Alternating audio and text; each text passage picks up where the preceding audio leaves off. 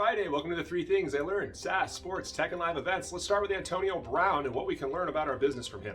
As we all saw on national television a few weeks back, Antonio Brown ripped off his jersey and stormed off in the middle of a game. Came out later that he had incentives that season, and as he hit milestones, he got incentive pay for yards, catches, and the like. His story is that he went to management and said that he was getting close to those and he had a little bit of an injury, so he would like those incentives guaranteed. Wouldn't we all? And your whole staff will want that too. When it became clear in the middle of the game that he wasn't going to hit those incentives, he stormed off upset. Now, we can learn from this. Nothing can ruin your culture faster than compensation, and misaligned incentives is a real big problem. It's a real big problem for a couple reasons. Number one, most salespeople are coin operated and they are going to drive for those incentives regardless of if that's what's best for the business. Now, they're usually not brazen about it, but they'll justify it however they need. What that leads to sometimes is maybe pestering prospective customers into trying to get them closed into a quarter. Maybe trying to front log or backlog deals or sandbag deals or the like. We've seen it all over our 20 years. You're also going to see a situation where they're going to get close to an incentive and not get it and then ask for that incentive. Let's say a goal was $1 million and they get to $910,000. Of course the argument's going to be, well, I should get my incentive.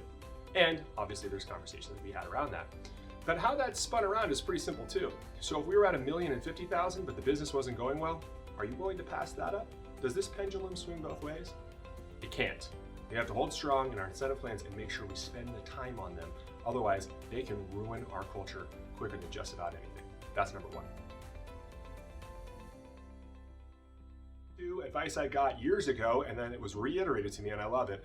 All deals have broken glass. When you're raising money, when you're out doing deals, a lot of times there is broken glass and you're very concerned about that. Whether it's an investor who's unhappy, whether it's an employee who might have left and is unhappy, whether it's a customer that might be in a problem currently, all kinds of different things that come up. Nobody's business is perfect. And when you're in your first business or your first few, you don't really realize that everybody else has broken glass too. And a lot of times when we talk to and advise and mentor entrepreneurs, they're very concerned about this broken glass. Don't worry about it.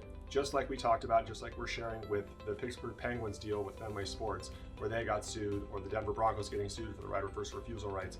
Nearly every deal of value out there has some broken glass in it. Lean into it. Know that it's going to be there. There's going to be some uncomfortable conversations, but if this is the right partner for you, that's not going to be a problem. That's number two. Number three, the world equally distributes talent, but it does not equally distribute opportunity. I love that because in that statement is so much opportunity for those who are willing to look. Too often, businesses are too hung up on the institutionalization and the institutions that we rely on, where somebody graduated from school, what kind of customer this looks like they might be through the press. That if you actually stop and dig in, there are some significant wins that are there for those who are willing to look outside the margins, for those who understand that not everybody started from the same spot, but that talent is equally distributed. And that's where most of our biggest wins have come from. That's it for this week on The Three Things. We'll see everybody next week.